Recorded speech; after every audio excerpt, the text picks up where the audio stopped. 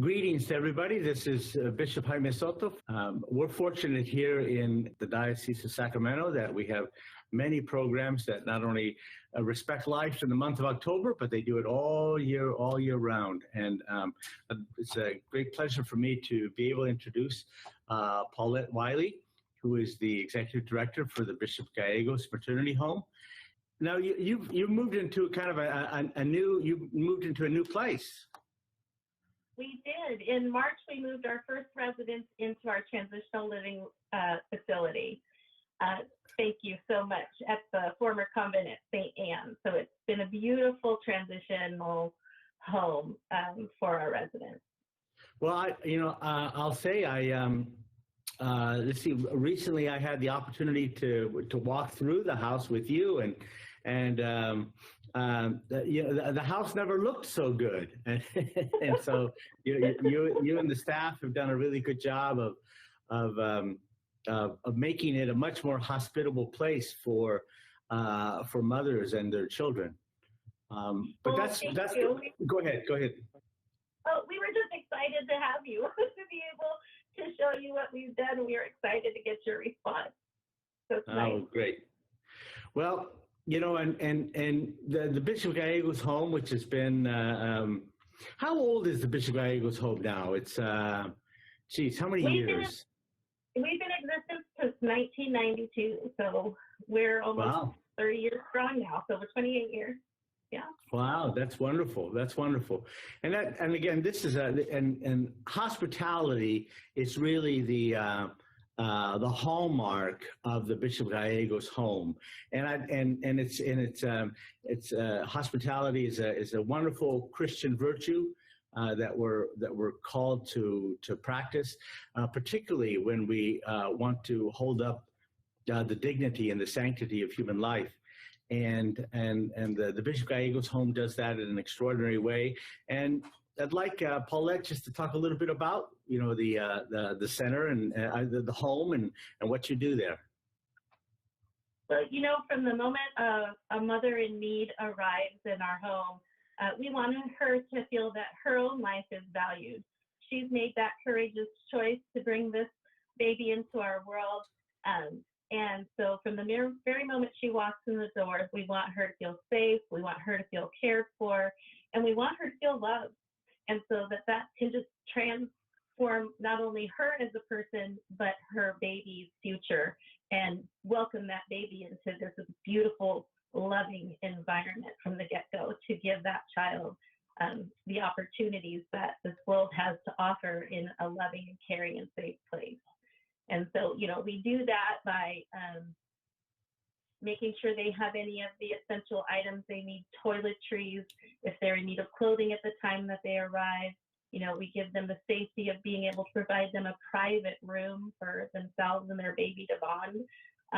And then, a welcome, really, it's not just a basket, it's a large bag of even items for their baby. So whether it's diapers or wipes or clothing, we try to make sure that each woman has a thermometer so that, she has the tools that she needs to provide a healthy environment for her baby.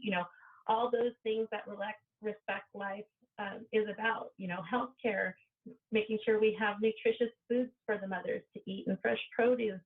And to provide them education, whether it's the parenting classes, domestic violence workshops, substance abuse support and workshops, all of those things that promote life, we provide at our home. That's good. Now, I would imagine, too, you do some cooking classes, too, don't you? We do. We have a number of people who come in. Some of the women from Knights of Malta, their wives will come and do cooking classes for our residents. I enjoy cooking, so sometimes I'll do a little bit of cooking. And even as a home together, everyone gathers around. It's funny, when we think of service, we think, oh, we're providing food, we're providing shelter, we're providing all of these things. But it really is, in order for the service opportunity to work, it's everyone, including our moms, that help with providing that environment, because they also do that for one another. helping watch each other's babies, helping, with other resources, being comfort or a shoulder to cry on, or just a friendly exchange of stories and life experiences and laughs. And so it really does become a family, it is a family environment. These women are a part of our lives, and I enjoy baking. So we celebrate birthdays together.